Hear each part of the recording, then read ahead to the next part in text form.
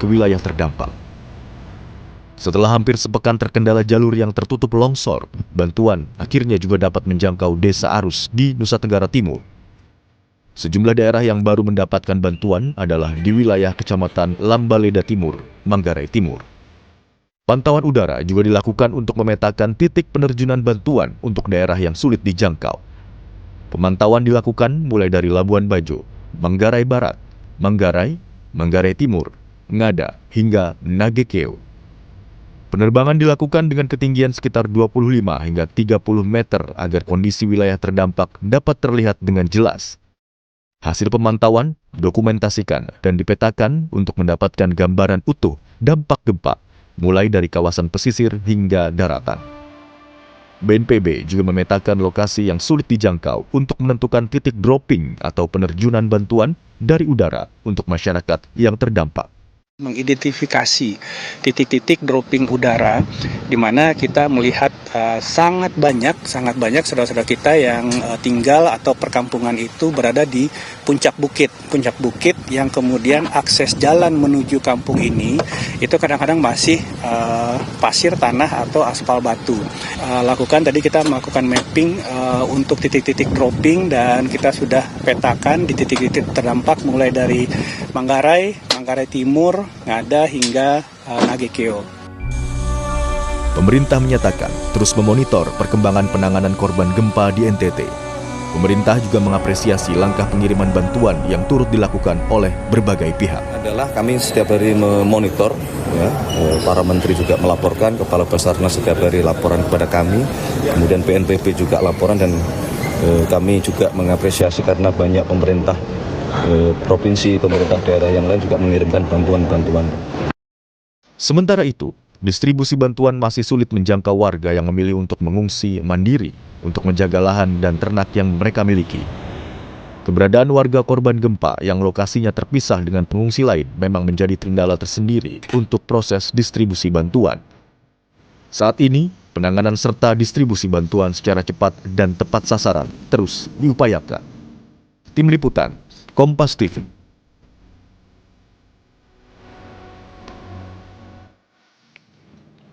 Penanganan serta distribusi bantuan secara cepat dan juga tepat sasaran bagi korban gempa Nusa Tenggara Timur dibutuhkan. Pemerintah terus berupaya mendistribusikan bantuan ke wilayah terdampak, dibarengi dengan solidaritas dari berbagai pihak yang turut mengumpulkan dan mengirimkan bantuan. Apakah distribusi sudah tepat dan maksimal, serta bagaimana DPR mendorong pemerintah untuk memaksimalkan penanganan dan pemulihan korban gempa. Kita akan bahas dalam dialog di pagi hari ini, saudara, bersama anggota Komisi 8 DPR, fraksi PDIP Muhammad Abdul Aziz Saifuddin, dan juga Afianto Amri, Ketua Umum Masyarakat Penanggulangan Bencana Indonesia. Selamat pagi, Kang Aziz, Mas Afianto. Ya, selamat pagi, Mas Bring. Baik, Kang Aziz, kita sudah melihat dari 7 hari ini sejak gempa pertama kali terjadi di NTT, bagaimana Anda melihat respons dan juga penanganan bencana oleh pemerintah sejauh ini? Ya, kami terus mendorong dan memantau ya pemerintah untuk menjalankan penanganan bencana secara komprehensif dan tidak hanya berhenti di tanggap darurat saja, tapi pasca darurat juga negara harus hadir. Nah, setelah kebutuhan dasar seperti pangan, sandang, dan juga terpenuhi, harus segera masuk fase recovery. Ya, saya berharap pemerintah juga bergerak cepat untuk bisa NTT ini bisa pulih segera. Tapi bagaimana kemudian dengan pendistribusian bantuan, Kang Aziz, karena kami mendapat informasi bahwa masih banyak mereka yang terutama ini mengungsi secara mandiri belum tersentuh bantuan. Ya, kalau kami juga mendapatkan laporan serupa ya bahwa masih banyak juga masyarakat yang belum mendapatkan bantuan, makanya pentingnya integrasi data dan juga pemetaan dan juga segera pemerintah ya mungkin karena bencana ini hampir bencana gempa bumi susulan ini juga hampir 4.000 kali yang terjadi, bahwa kita mendorong bahwa untuk segera ya memulihkan jalur infrastruktur distribusi bantuan logistik melalui darat, udara juga laut agar bantuan ini bisa sampai ke masyarakat yang terisolasi. Baik, jalur evakuasi ataupun juga jalur transportasi dan juga pendataan yang kemudian perlu didorong. Kemudian saya ke Mas Afianto. Kalau dari Mas Afianto, dari kacamata Anda, bagaimana penanganan yang dilakukan pemerintah selama paling tidak 7 hari kebelakang ini? Baik, terima kasih Mas Bre. Menurut kami memang mobilisasi bantuan dari pusat ke wilayah terdampak itu sudah lebih baik dibandingkan bencana sebelumnya ya, seperti kita lihat di waktu Sumatera kalau kita bandingkan. Tapi memang kendalanya ini adalah bagaimana last mile distribution, distribusi hingga sampai ke orang yang membutuhkan itu menjadi tantangan karena jalan yang terputus atau medan yang tidak ramah dan juga personel yang memang harus digerakkan sebanyak mungkin ya gitu. Jadi kalau kita juga melihat bagaimana pemerintah bisa menggandeng seluruh komponen masyarakat termasuk para relawan, masyarakat sipil untuk bisa membantu distribusi itu bisa lebih cepat dan merata. Tapi masalah utamanya dari mana sih Mas? Apakah tadi soal pendataan atau tadi soal jalur menuju ke lokasinya yang masih mungkin sulit untuk dijangkau? Memang ada beberapa wilayah yang sulit dijangkau ya, seperti kayak di wilayah Riau atau di pulau kecil yang Palue dan wilayah-wilayah lainnya. Dan dan juga kan memang karakteristik dari gempa itu memang banyak yang seperti tadi dibilangkan pengungsi mandiri ya gitu. Jadi mereka tidak semuanya tersentralisasi. Wilayah terdampak pun di daerah Flores itu juga desa-desanya juga cukup luas dan berjauhan ya gitu. Jadi memang tantangan geografisnya juga besar. Sehingga memang sumber daya yang dibutuhkan juga termasuk personal memang harus tinggi juga ya gitu dan disitulah kendalanya. Baik, saya kembali ke Kang Aziz. Kang Aziz, kalau kita cermati pernyataan dari pemerintah yang masih belum ingin membuka pintu bantuan untuk korban gempa dari negara lain, kira-kira pendapat Anda seperti apa? Apakah kita mampu memang untuk menangani ini semua sendiri? Ya, kalau menurut saya negara harus melindungi rakyatnya ya, serta memulihkan secepatnya dari bencana ini. Bagi korban bencana, yang penting itu bukan dari mana asal bantuannya, tapi bagaimana kecepatan negara hadir dalam mengatasi kebutuhan dasar seperti pangan, sandang, dan hunian yang aman. Dan juga memastikan prioritas terhadap kelompok-kelompok rentan seperti disabilitas, ibu hamil, lansia, dan ibu menyusui dan juga anak-anak ini segera mendapatkan bantuan. Jadi kalau menurut saya ya, kami juga menawarkan kalau misalnya pemerintah ya, masih belum membuka bantuan dari negara asing, ya ini menjadi hak kedaulatan negara ya, tapi konsekuensinya tanggung jawab penuhnya ada di tangan pemerintah. Saya berharap negara juga berpihak ya mendukung secara penuh jika konsekuensinya pemerintah tidak membuka pintu bantuan dari asing untuk segera mendukung anggaran penuh untuk pemulihan bencana yang ada di NTT. Tapi jika kita melihat penanganan yang sekarang, Kang Aziz, apakah kita sudah perlu untuk membuka bantuan tersebut atau ya sudah kita jalan sendiri saja sementara ini?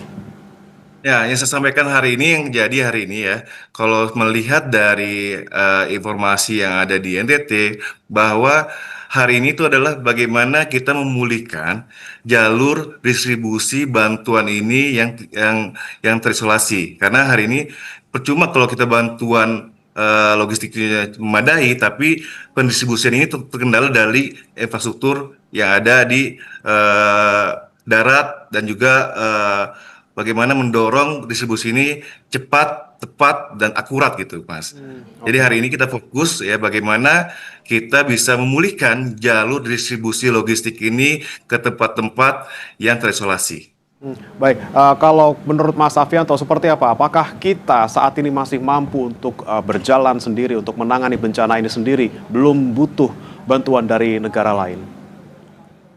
Kalau kami dari MPBI merasa bahwa pertanyaan adalah bukan mampu atau tidak mampu ya gitu, tapi semua bantuan yang dicurahkan atau didistribusikan itu akan mempengaruhi kecepatan dan akurasi dan efektivitas bantuan ya gitu. Jadi dalam artian bahwa bukan berarti solidaritas dari negara-negara luar atau dari saudara-saudara kita yang di luar Indonesia itu harus ditolak ya gitu. Tapi dalam artian bahwa artinya kita tidak mampu, tapi seluruh bantuan yang ada itu bisa, kalau misalnya eh, di eh, di dikelola dengan baik, itu akan mempercepat bantuan itu bisa sampai ke warga yang membutuhkan. Jadi tidak ada salahnya kita menerima bantuan dari negara-negara lain, ataukah mungkin ada beberapa konsekuensi yang mungkin sudah diperhitungkan oleh pemerintah jika kita menerima bantuan itu, Mas Afianto? Indonesia sendiri kan tidak asing ya dalam hal menerima bantuan luar negeri. Kita yang tentunya selalu kita ingat adalah tsunami Aceh di 2004, gempa bumi Yogyakarta di 2006, hingga mungkin yang paling dekat dengan kita itu di gempa bumi tsunami Sulawesi Tengah di 2018 ya gitu. Dan seiring dengan waktu itu pemerintah Indonesia semakin capable, semakin baik dalam mengelola bantuan asing. Dan Oke. waktu di tahun 2018 itu bantuan pemerintah memberikan pernyataan bahwa uh, pemerintah welcome international assistance, tapi untuk barang-barang atau jenis bantuan A, B, C, dan F gitu misalnya gitu. Jadi memang harus selektif. Tidak bisa kita membuka semuanya sehingga seluruh jenis bantuan itu masuk ya, karena memang tidak dibutuhkan juga gitu. Tapi memang ada hal-hal yang memang mungkin dibutuhkan dan bisa membantu speed of response. Dibantu secara selektif tentunya ya, agar bisa tadi mempercepat penanganan bencana. Tapi Kang Aziz, kalau menurut Anda, apa salahnya kemudian pemerintah menerima bantuan dari luar negeri, toh juga bisa mempercepat apa yang bisa kita lakukan. Kalau misalnya pemerintah sendiri uh, melakukan ini sendiri seperti itu, mungkin nilainya 8 dari 10, tapi kalau misalnya ada bantuan dari luar, misalnya jadi 10 ke 10 gitu. Menurut Anda seperti apa? Ya, menurut saya sih nggak ada salahnya ya. Kayak tadi sampaikan oleh Mas Yapianto bahwa Indonesia juga sudah juga pernah menerima bantuan dari negara asing ya. Justru hari ini saya sampaikan kalau misalnya hari ini belum membuka ya, mungkin jangan menutup rapat bantuan tersebut. Tadi sampaikan bahwa kita harus selektif ya menerima bantuan asing dan juga bagaimana mengelola bantuan asing ini secara transparan dan juga akuntabel dan juga bisa sampai ke masyarakat yang membutuhkan, gitu Mas. Oke, jadi kalau kita misalnya bicara soal Indonesia yang juga sempat beberapa kali memberikan bantuan ke luar negeri, misalnya ke Palestina, kemudian juga ke Vanuatu, sempat ada bencana di sana. Apakah ini juga saat yang tepat juga gitu, Kang Aziz, untuk juga menerima bantuan, paling tidak juga untuk menjaga hubungan baik antara negara ini? Ya, kalau saya sih menawarkan jalan tengah ya, bagaimana bantuan asing itu bisa masuk ke Indonesia dengan mekanisme satu pintu, ya government to government, dan pemerintah pusat juga bisa mengatur agar juga menjaga kedaulatannya untuk bisa penanganan ini masih tetap ditangani oleh pemerintah pusat. Dan juga sebagai negara sahabat ya, kita juga terima kasih Anda sudah memperhatikan masyarakat NTT ya, masyarakat Indonesia yang terdampak bencana. Jadi kalau menurut saya sih ya kita nggak perlu menutup rapat bantuan tersebut menurut saya. Karena Indonesia juga sering juga melakukan bantuan-bantuan ke negara sahabat juga. Oke, baik. Saya kembali ke Mas Afianto. Mas Afianto, selain saat ini yang kemudian masih menjadi PR, ada beberapa kebutuhan dasar masyarakat di beberapa pengungsian mandiri yang belum terpenuhi gitu. Kita juga harus melihat ke depan bahwa masih ada loh warga yang butuh hunian untuk mereka bisa tinggal. Saat ini mereka masih tinggal di tenda darurat. Bagaimana kira-kira seharusnya pemerintah strateginya untuk bisa segera membangun hunian sementara untuk para korban gempa ini? Uh, Perlu kita ingat juga bahwa masyarakat Flores itu tidak asing dalam menghadapi gempa atau bencana-bencana besar, dan juga termasuk tsunami ya gitu. Jadi yang kita di situasi di wilayah ini adalah warga yang cukup resilient, cukup tangguh dalam menghadapi berbagai macam ancaman bencana dan sudah punya banyak pengalaman. Jadi menurut kami apabila mereka bisa diberdayakan dengan mendorong kemandirian, dengan mereka bisa memperbaiki recovery dan pulih secara mandiri, itu akan jauh lebih baik dibandingkan mereka disuguhkan barang-barang atau produk-produk jadi gitu. Jadi maksudnya dengan mereka bisa didistribusikan peralatan, perlengkapan, perkakas untuk memperbaiki rumah mereka, dan juga pengetahuan yang tepat gitu dalam hal bagaimana membangun rumah, mengantisipasi agar bisa bangunannya tahan gempa, itu akan jauh lebih cepat, jauh lebih tepat dan jauh lebih sustainable ya, jauh lebih long lasting gitu daripada pemerintah pusat atau pemerintah daerah memberikan bangunan-bangunan dan juga mengkerahkan seluruh personilnya untuk membangunkan rumahnya untuk warga-warga ini ya gitu. Dan juga perlu kita ingat bahwa banyak kearifan lokal dan pengetahuan daerah ini yang membuat mereka lebih lebih sesuai gitu dengan karakter geografis, dengan karakter budaya dan karakter sosial yang dialami saat ini. Tapi dengan kondisi seperti ini, Mas Safianto, dengan kebutuhan dasar juga masih terbatas, bagaimana mereka bisa terpikir untuk bisa membangun rumah mereka sendiri? Sekarang kan orang-orang pada di pengungsian ya dan tentunya memang satu hal yang mungkin perlu kita ingat itu adalah bahwa saat ini masih banyak gempa susulan. Jadi memang perlu kita memastikan bahwa si gempa susulan ini sudah stabil ya gitu wilayahnya. Tapi di sisi lain juga mereka membutuhkan kegiatan, mereka butuh pemberdayaan, mereka butuh aktivitas yang bisa membuat mereka pulih lebih cepat. Saudara-saudara kita yang di NTT ini ya gitu. Bukan berarti fase tanggap darurat itu adalah fase di mana semuanya itu adalah peran orang-orang luar gitu, tapi juga bagaimana warga terdampak itu juga bisa terlibat, bisa ikut serta dan juga berpartisipasi dalam upaya memulihkan diri mereka sendiri ya gitu. Apabila mereka mendapatkan tools yang tepat, mereka mendapatkan fasilitas, sarana, prasarana, itu kami sangat yakin berdasarkan pengalaman-pengalaman sebelumnya juga mereka bisa bangkit dan pulih secara mandiri. Tapi memang kebutuhan dasar itu yang kami memang lebih khawatirkan saat ini adalah saat ini kita sedang situasi super El Nino, kekeringan, kemarau sedang tinggi, sehingga kebutuhan air bersih itulah yang menjadi sangat penting dan memang ini perlu intervensi dari luar. Oke. Intervensi dari luar butuh, tapi juga bagaimana menggerakkan masyarakat untuk juga bisa berkegiatan dan juga bisa memulihkan kondisi mereka. Kemudian Kang Aziz, kalau kita cermati mungkin pernyataan dari pemerintah yang terkait anggaran yang disiapkan untuk rekonstruksi pasca bencana, bagaimana Anda menilainya? Apakah cukup kemudian yang kemudian disampaikan oleh pemerintah tersebut? Ya, kalau saya melihat ya bahwa dari rapat bersama DPR, pimpinan DPR dengan pemerintah, bahwa ada pernyataan dari pemerintah melalui Menteri Keuangan bahwa dana siap pakai itu sudah ada di sekitar 250 miliar dan juga anggaran yang disiapkan oleh negara itu hampir 5 triliun. Nah, saya juga mendorong kalau misalnya anggaran ini juga masih kurang ya, pemerintah harus mendorong perpihakan negara untuk segera pemulihan dan juga dukungan anggaran untuk segera membangun kembali agar NTT ini bisa pulih kembali. Jadi kalau kita misalnya bicara soal kemampuan, bukan pusat, ini kita bicara soal pemerintah daerah gitu, Kang Aziz, ini kan juga ada keterbatasan di Pemda yang misalnya karena memang sudah di-cut gitu ya untuk dana transfer ke daerah. Bagaimana kemudian pemerintah daerah juga bisa ikut untuk bisa membangun kembali daerahnya? Ya, ini juga menjadi kekhawatiran saya juga bahwa adanya pemotongan transfer dana ke daerah ya. Kalau seandainya terjadi bencana seperti ini, pasti daerah akan mengalami kesulitan dalam penanganan bencana ini. Makanya perlunya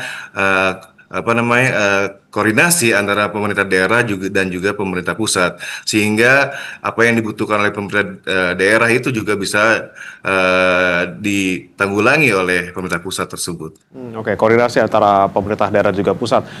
Saya kembali ke Mas Safianto. Mas Safianto, jika kita bicara soal dana cadangan bencana yang disiapkan oleh pemerintah sekitar 5 triliun rupiah untuk penanganan gempa di NTT, dari pengalaman-pengalaman bencana sebelumnya, apakah dana tersebut cukup? Sekarang permasalahannya itu bukan hanya mengenai cukup, tapi bagaimana dana itu bisa dicairkan dengan segera. Kalau kita mengaca di Sumatera sendiri ya, penanganan di Aceh, Sumatera Utara, dan Sumatera Barat itu sendiri, dana pemulihan itu pun masih berjalan sangat parsial dan belum dana itu dialokasikan dengan sepenuhnya ya gitu. Sehingga sebenarnya yang paling penting itu adalah apapun yang kita lakukan pada masa tanggap darurat ini akan mempengaruhi masa kita pemulihan nanti gitu. Apabila kita bisa bergerak cepat, apabila kita intervensinya tepat, itu akan mempersingkat masa pemulihan sehingga warga itu bisa segera kembali ke situasi sebelumnya. Nah, tentunya ini perlu melibatkan seluruh komponen masyarakat, pemerintah daerah, bagaimana mereka bisa mengkaji apa saja sih kebutuhan untuk pada pemulihan dan seterusnya. Dan memang di sini kita masih dalam masa tanggap darurat, tapi bukan berarti kita menunda alokasi dan bagaimana itu bisa sampai ke warga ya gitu. Jadi disinilah pemerintah perlu mendengar aspirasi warga-warga terdampak dan melihat mana yang prioritas, mana yang perlu ditangani segera, dan kemudian disusun strateginya. Oke, baik, kalau menurut Anda strategi yang paling pas untuk sekarang, Mas Afianto, di 7 hari pasca gempa NTT, apa yang harus dilakukan pemerintah secara bertahap? Apa tadi pemenuhan kebutuhan dasarkah, atau kemudian pendataan rumah rusak, atau seperti apa, atau perbaikan infrastruktur dan juga fasilitas umum? Nah, ini memang pentingnya manajemen penanggulangan bencana dan komando ya gitu. Dalam artian bahwa semua wilayah itu bergerak dengan laju yang berbeda-beda karena juga dampaknya juga tidak serupa ya itu untuk di semua wilayah. Ada yang wilayahnya itu dampaknya tidak terlalu besar, ada yang dampaknya besar. Ada yang intervensinya itu mungkin bisa sudah segera bisa lakukan transisi ke pemulihan, ada yang mungkin masih fokus di kebutuhan dasar. Nah, di sini pentingnya koordinasi, kerjasama, bagaimana melibatkan para LSM, relawan, instansi-instansi teknis untuk mengetahui apa formula dan strategi yang tepat di minggu pertama, di bulan pertama, bulan kedua, bulan ketiga, dan seterusnya ya gitu. Dan ini memang perlu perencanaan dan koordinasi yang kuat. Baik, saya ke Kang Aziz. Kang Aziz, kalau dari 7 hari ini Anda melihatnya evaluasi apa yang kemudian bisa diperbaiki oleh pemerintah paling tidak dalam menangani bencana ini? Ataukah tadi soal koordinasi, atau soal pendataan, atau apa yang kemudian perlu difokuskan pemerintah sekarang? Ya, kalau saya melihat hari ini ya, pengalaman bencana sebelumnya, bahwa evaluasi hari ini adalah bagaimana negara segera hadir ya di tengah-tengah masyarakat yang membutuhkan.